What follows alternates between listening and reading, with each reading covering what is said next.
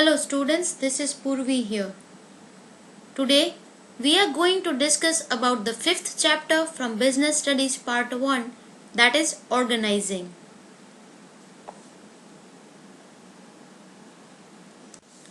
The concept of organizing. Organizing can be defined as identifying and grouping different activities in the organization and bringing together the physical, financial, and human resources to establish the most productive relations for the achievement of specific goals. It can be defined as a process that initiates implementation of plans by clarifying jobs and working relationships and effectively deploying resources for the attainment of objectives. According to Louis Allen, organizing is the process of identifying and grouping the network to be done and performed, defining and delegating responsibility and authority, and establishing relationships for the purpose of enabling people to work most effectively together in accomplishing objectives. While Heyman has to say that organizing is the process of defining and grouping the activities of the enterprise and establishing authority relationships among them.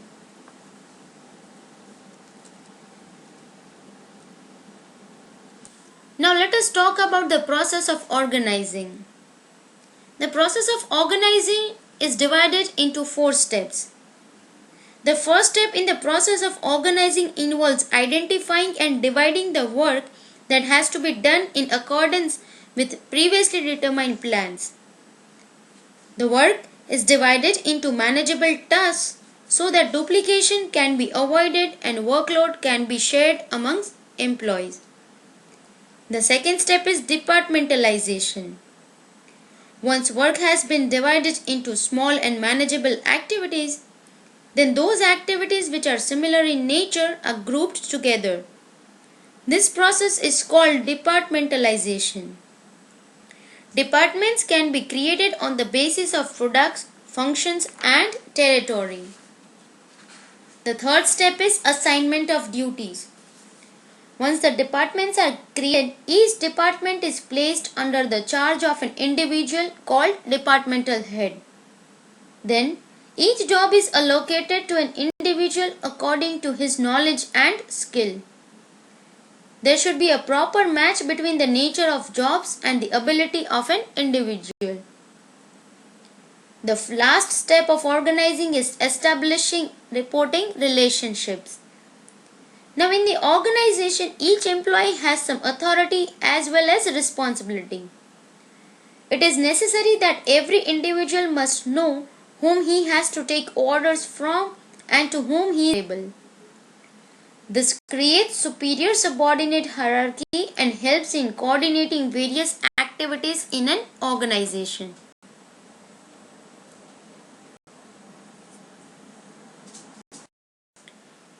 Importance of organization.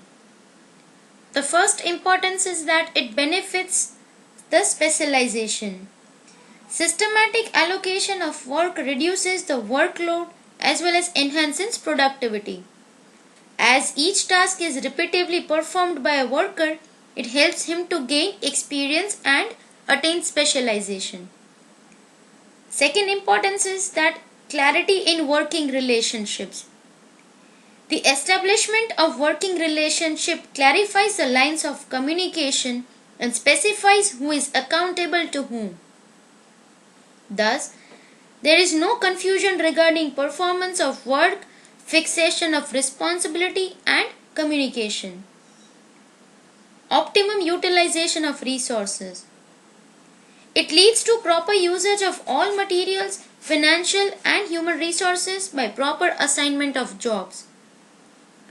Assignment of jobs to workers reduces duplication of work, prevents confusion, minimizes wastages, and allows the best possible use of resources. Adaptation to change. It facilitates modification in organizational structure and revision of interrelationships among people in order to adapt to environmental changes. It also helps to provide stability and growth despite of external changes occurring in business. Effective administration. It gives a clear description of duties and responsibilities of each individual, which helps to avoid confusion regarding work and avoids duplication of activities. Development of personnel. It stimulates creativity amongst the managers.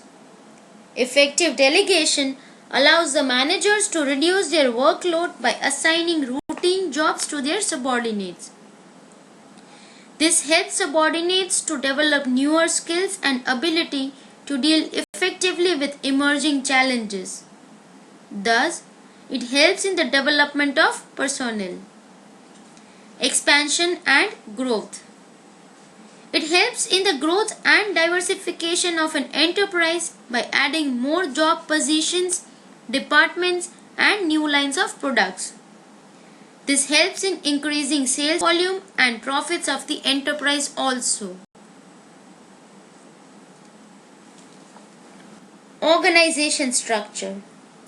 An organization structure is the outcome of the organizing process. It can be defined as the framework within which managerial and operating tasks are performed.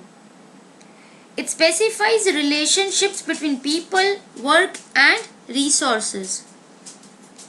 Organization is a structure of relationships between various positions of the enterprise. This structure helps to facilitate the flow of work and communication in the enterprise. Now there are two types of organizational structure. The first one is functional structure and the second one is divisional structure. Functional structure. An organization structure in which departments are created on the basis of different functions performed in the organization is called a functional structure. All departments in such organizations report to coordinating head.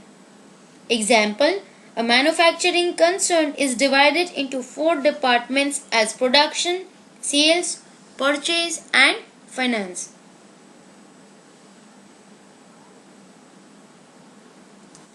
Now, when is functional structure suitable? It is most suitable when the size of the organization is large, generally with single product or a small number of similar products. Also, when it has diversified activities and operations require a high degree of specialization. Advantages of functional structure. It leads to occupational specialization since emphasis is placed on specific functions and repeated performance leading to efficient functioning. It promotes control and coordination within a department because of similarity in the tasks performed. Also, it leads to increased efficiency and profits. It also leads to minimal duplication of efforts, which results in economies of scale and lower the costs. It makes training of employees easier as the focus is only on a limited range of skills. And it ensures that all functions get due attention. Now, what are the various limitations or disadvantages of functional structure? Work is assigned as per the specialization. Due to this, specialists work in different departments may not be able to see the perspective of the organization as a whole. It becomes difficult to hold a particular department responsible for any problem. When organization grows, structure of departments become complicated and create problem in coordination. Also, conflict often arises when the interests of 2 or more departments are not compatible. And There is a lack of flexibility as people may develop a narrow perspective and may not appreciate any other viewpoint.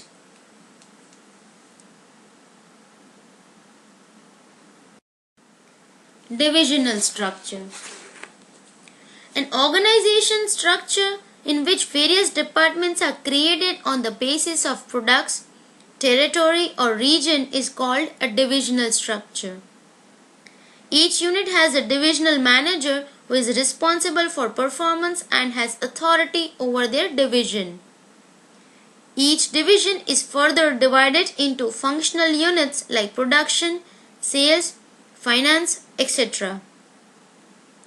The divisional head is solely responsible for the profit and loss of their division.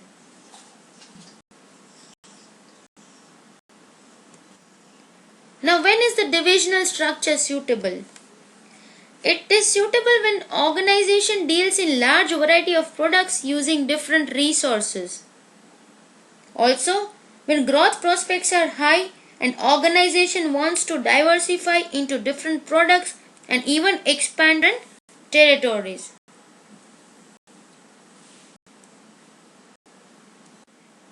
Let us talk about the various advantages of divisional structure. Divisional structure helps the managers to develop varied skills and related to a product and facilitates managerial development. Fixation of responsibility and accountability is easy as divisional heads are responsible for the profits and losses of their divisions. With more initiative and flexibility, decisions are taken much faster in divisional structure. It facilitates expansion and growth as new division can be added, interrupting the existing operations.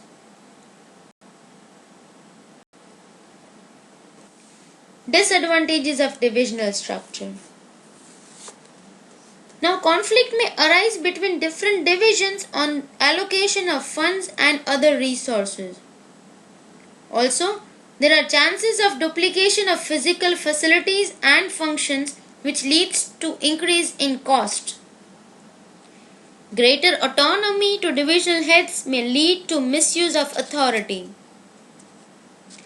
Managers in each division focus on their own objectives without thinking of the organizational goals.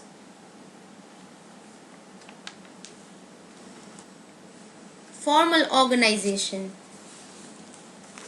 Now, an organization is said to be formal when the structure is so designed and established to achieve systematic working and efficient utilization of resources.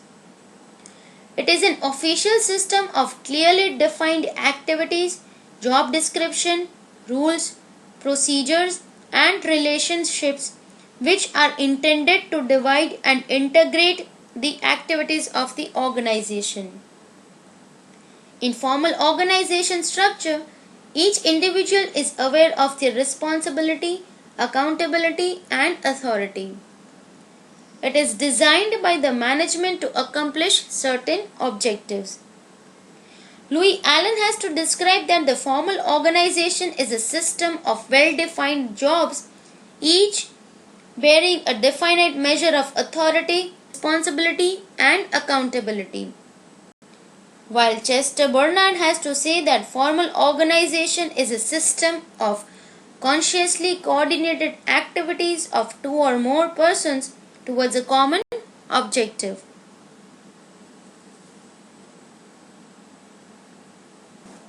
Features of formal organization.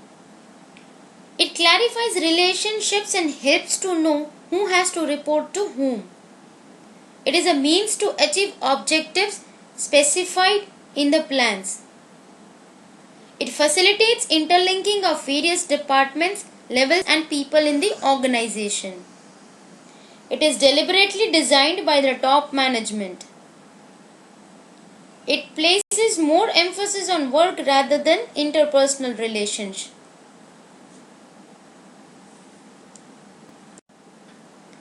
Advantages of formal organization. There is no confusion regarding work to be done by each individual when the organization is formal. There is unity of command which avoids confusion and conflicts. It helps in achievement of goals by emphasizing systematic working. It makes fixation of responsibility clear and easier. And it provides stability to the organization because behavior of employees can fairly be predicted since there are specific rules to guide them.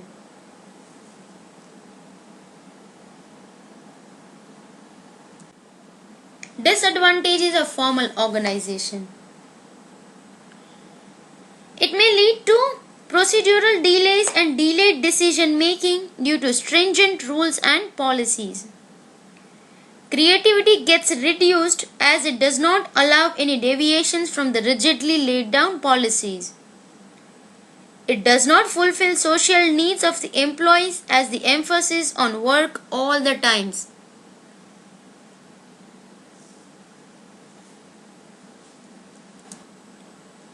Informal organization. An informal organization is that organization which is not established deliberately but comes into existence because of common interest, taste, and religious and communal relations. The main purpose of this organization structure is getting psychological satisfaction. For example, employees with similar interest in sports, films, religion, etc. may form their own informal groups.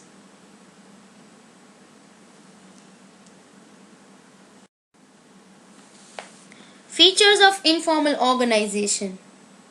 It originates within the formal organization as a result of personal interaction among employees. It has no written rules or procedures. It does not have fixed lines of communication. It is not deliberately created by the management as it emerges spontaneously. It is personal means the feelings of individuals are kept in mind. That it has no definite structure or form.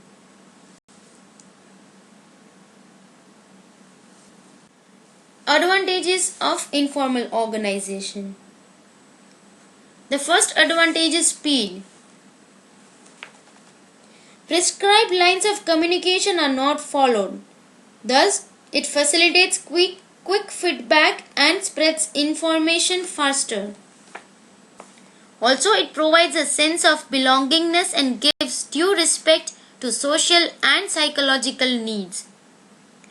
It provides the necessary environment for individual creativity and innovation. It contributes to the fulfillment of goals, promoting the feeling of cooperation among employees.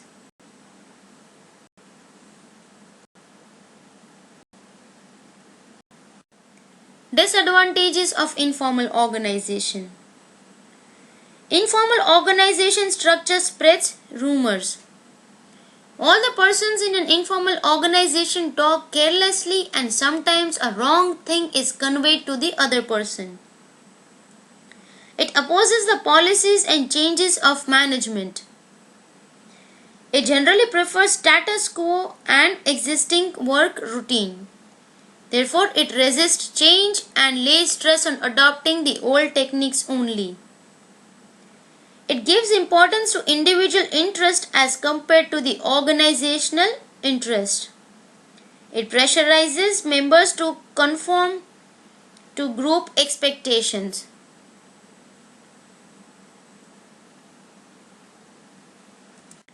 Delegation.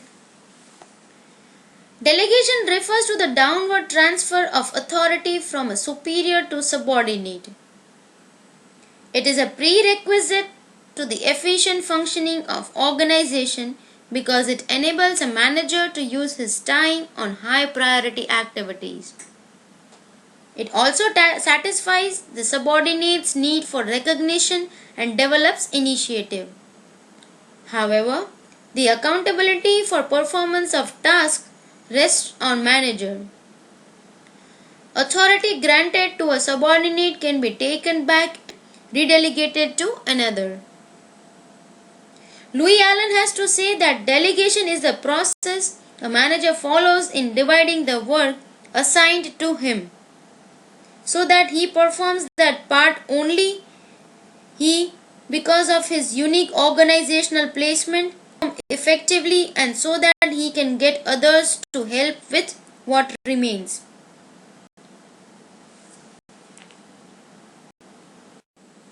Elements of delegation. The first element is authority. The term authority implies the right of an individual to take decisions and to command his subordinates. The concept of authority arises from the position in the scalar chain, which is the highest at the top and declines as we move down the hierarchy. Thus, it flows from top to bottom. The second element is responsibility. It is the obligation of a subordinate to properly perform the assigned duty. It arises from a superior-subordinate relationships because the subordinate is bound to perform the duty assigned to him. Thus, it flows upward, that is, subordinate is always responsible to his superior. Granting authority is necessary to create responsibility and facilitates its fulfillment. The third element is accountability. It implies being answerable for the final outcome. Once authority has been delegated and responsibility accepted, one cannot deny accountability.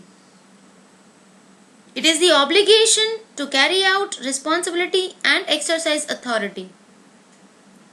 It flows upwards as subordinate will accountable to his superior, generally enforced through regular feedback. So to sum up, we can say that the process of delegation starts with assignment of duties, that is responsibility, followed by giving necessary authority, and once the authority is given, the superior creates accountability for the subordinates. However, for the effective delegation, authority granted must commensurate with the responsibility. That is, equal and not more or less authority must be given. As more authority will lead to misuse, whereas lower grant of authority will make the person ineffective to perform the assigned job.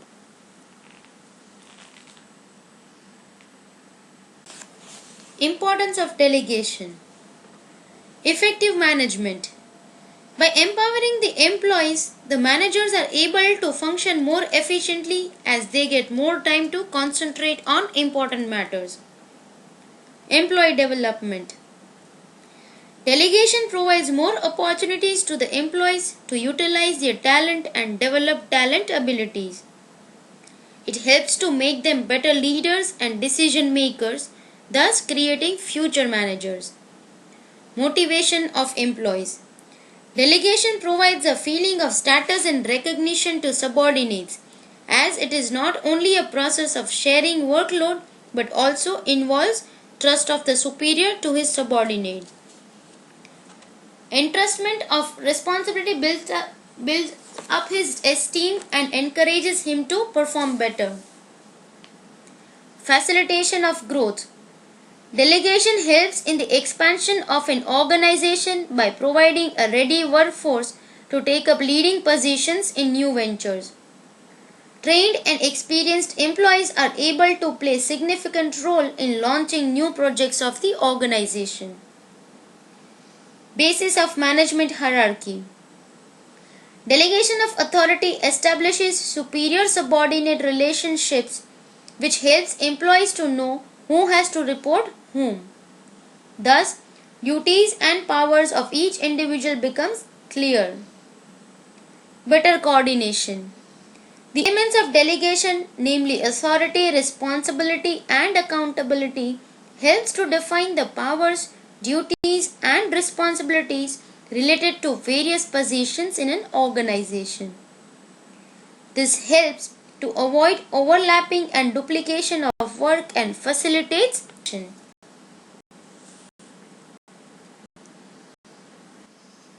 Decentralization. Decentralization of authority means dispersal of authority to take decisions throughout the organization up to the lower levels.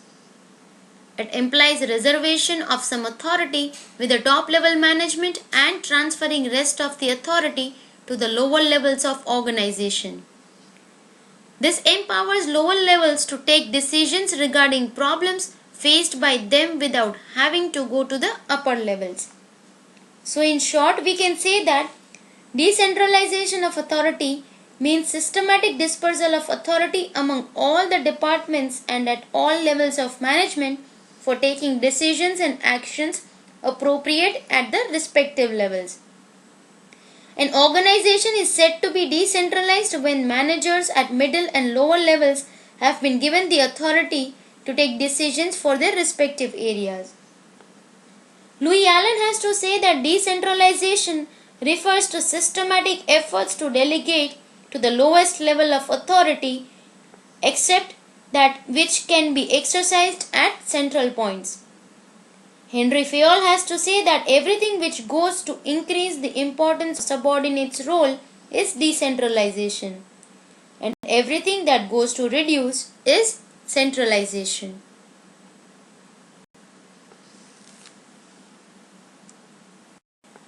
Centralized and decentralized organizations. Now, centralized organizations are those organizations in which decision-making authority is retained by the top management, while decentralized organizations are those in which authority is delegated throughout the management hierarchy up to the lowest level, facilitating quick decision-making.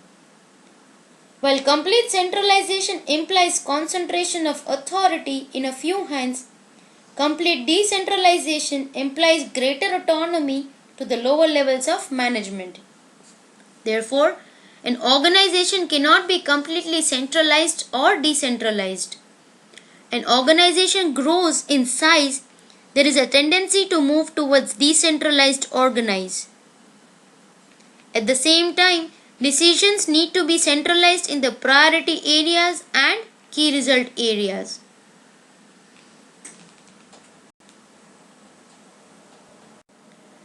Importance of decentralization. Decentralization develops initiative among subordinates. It helps to promote self-reliance and confidence amongst the subordinates. This is because lower managerial levels have been given freedom to take their own decisions and they learn to depend on their own judgment. Decentralization also helps to develop managerial talent for the future.